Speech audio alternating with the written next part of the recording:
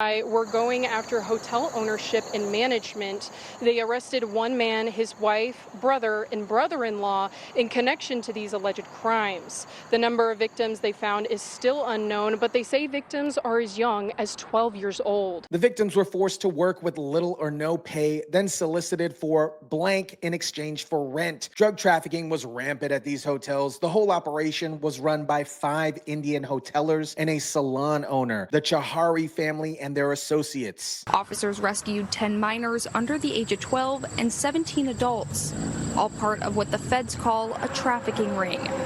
Some children worked long hours for low pay, labor trafficking. Agents also say both minors and adults were forced into sexual activities by hotel management in exchange for a place to stay. But here's one component that made this case possible. Eudis Cuéllar Martínez, a Venezuelan man who was being exploited by these same traffickers, provided crucial information to law enforcement. His testimony appeared on 3 pages of the criminal complaint that helped authorities build their case. Now, let me be clear about something. Cuéllar Martínez didn't just overstay his visa or have paperwork problems. He illegally crossed our southern border. He left Venezuela in 2023, made a 3-month journey on foot through half a dozen countries, rode dangerous freight trains through Mexico, then illegally entered the United States. Yes, he turned himself into ICE after crossing, but that doesn't change the fact that this initial entry was illegal. He was released with a notice to appear for a 2026 court hearing where he planned to claim asylum. But until that hearing, he was in the country without legal status. American and New Victorian Inn and Suites are 2 of the 4 hotels raided by the feds